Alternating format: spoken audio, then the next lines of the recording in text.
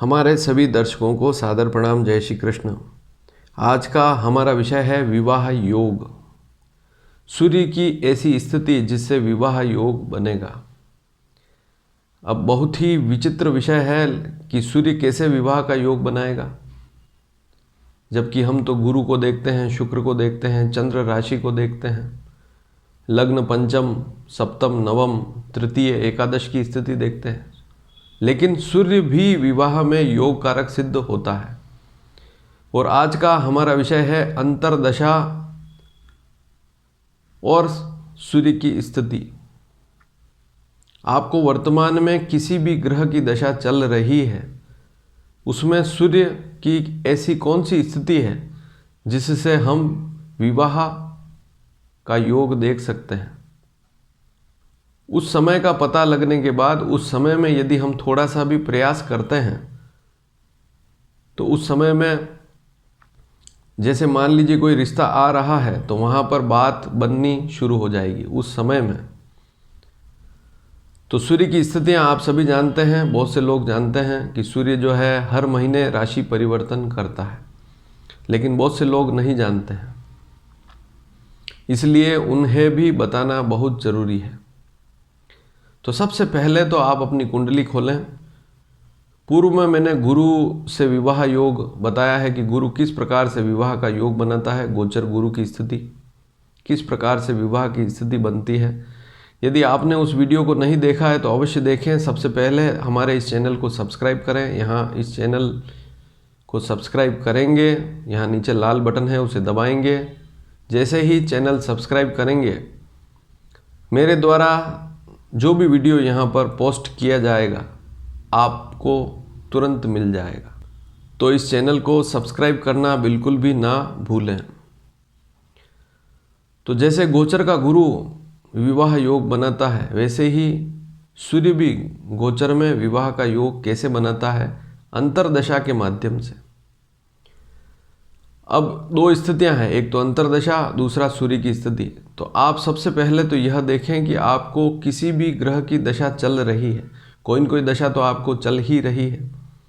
कुंडली खोलें, सबसे पहले दशा देखें कि किस ग्रह की दशा आपको चल रही है।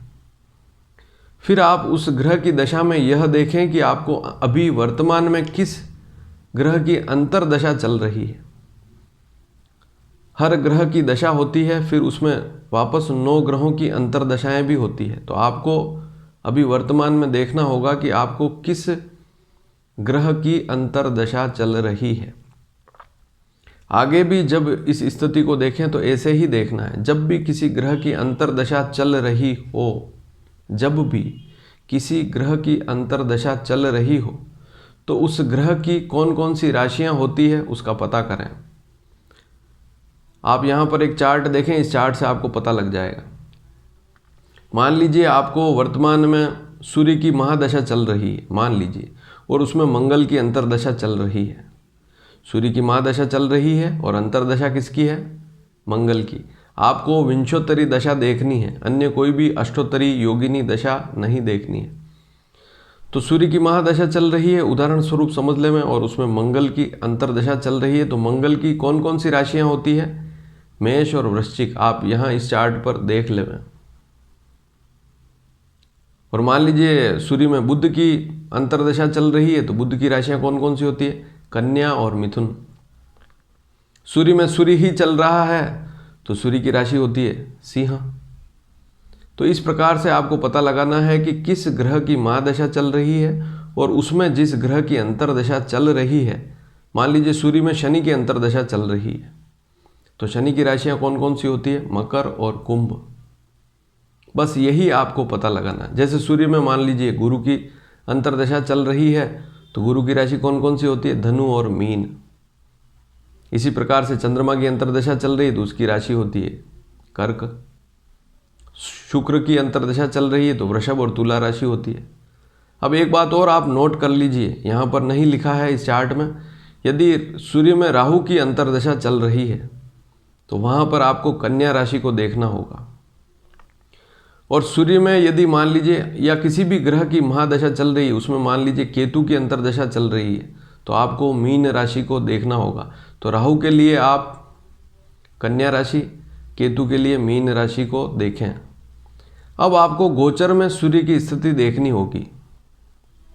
हर महीने सूर्य राशि परिवर्तन करता है, तो सूर्य जैसे एग्जैक्ट अगर आप 1-2 दिन का फर्क हो सकता है, लेकिन एग्जैक्ट अगर आप देखेंगे तो 14 अप्रैल से लेकर 15 मई तक सूर्य मेष राशि पर रहता है। इस चार्ट को, अब दूसरे चार्ट को देखें आप, इसमें सूर्य की सारी स्थितियां लिखी है कि सूर्य मेष राशि पे कब रहता है। 14 अप्रैल से 15 मई के बीच में, फिर 15 मई से 15 जून तक यह वृषभ राशि पर रहेगा, 15 जून से 15 जुलाई मिथुन राशि पर रहेगा। आप यहाँ पर देखें इस चार्ट को, तो लगभग 15 तारीख आपको देखनी होगी। 15 तारीख के लगभग ये परिवर्तन करता है। अगर 1-2 दिन ऊपर नीचे भी है तो उससे कोई घबराने की आवश्यकता नहीं है।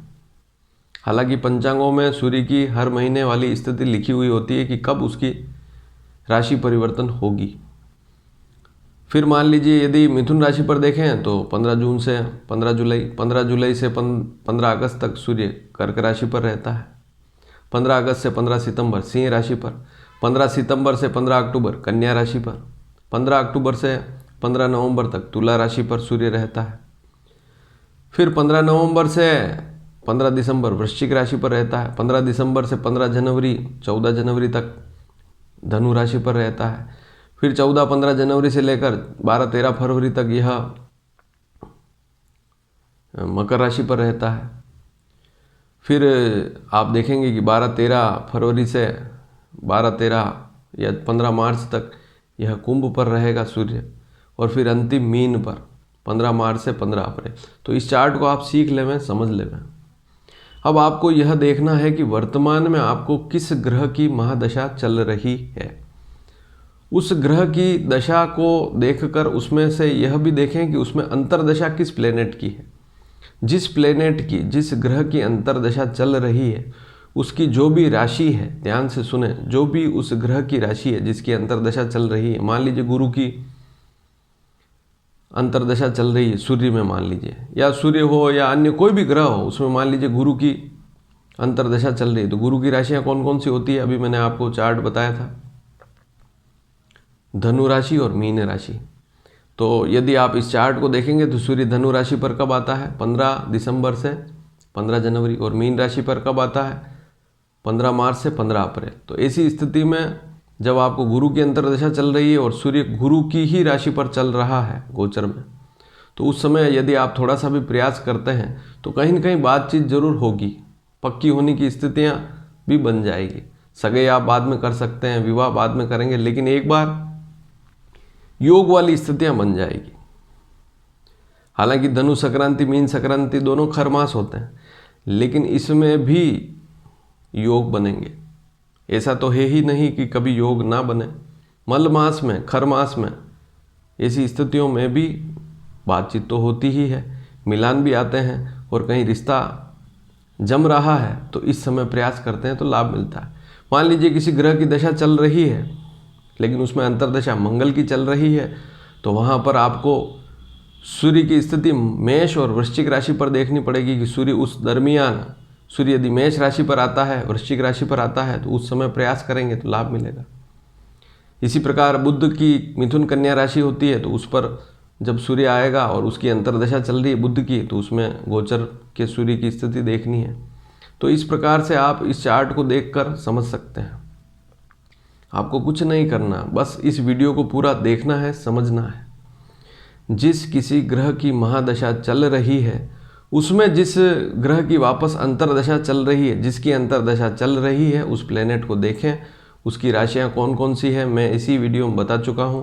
उन राशियों को देखें और उसकी तारीखें भी बता चुका हूं कि सूर्य ये सामने आपके सामने चार्ट है, इस चार्ट में सूर्य कब कब किन किन राशियों पर रहता है, तो उस प्लेनेट की जो राशियां हैं उस पर सूर्य गोचर में आएगा इन तारीखों के बीच में।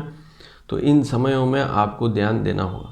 मान लीजिए किसी ग्रह की महादशा चल रही है, उसमें एक उदाहरण और समझ लें कि चंद्रमा की अंतर्दशा चल रही है, तो आपको उस समय सूर्य की स्थिति कर्क राशि पर देखनी होगी। कर्क राशि पर सूर्य कब आएगा, तो 15 जुलाई से लेकर 15 अगस्त तक चलेगा कर्क राशि पर। तो ऐसी स्थिति में आपको 15 जुलाई से 15 अगस्त के बीच में प्रयास करना होगा, तो उस समय आपका काम बन जाएगा।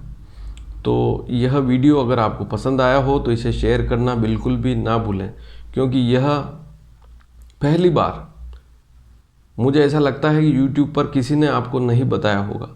तो सूर्य के द्वारा भी गोचर की स्थिति से भी आप विवाह योग देख सकते हैं, और उस समय प्रयास करते हैं तो विवाह के योग बनेंगे, बातचीत पक्की होने की स्थितियां बनेगी। दूसरे वीडियो अगर आप देखना चाहते हैं तो उन्हें भी अवश्य देखें। विवाह योग, विवाह कब होगा, कैसी स्थिति रहेगी, प्लेलिस्ट में जाकर देख सकते हैं। सबसे पहले तो इस चैनल को सब्सक्राइब करेंगे, तभी आपको सारी जानकारियां समय पर मिल पाएगी। धन्यवाद। जय श्री कृष्ण।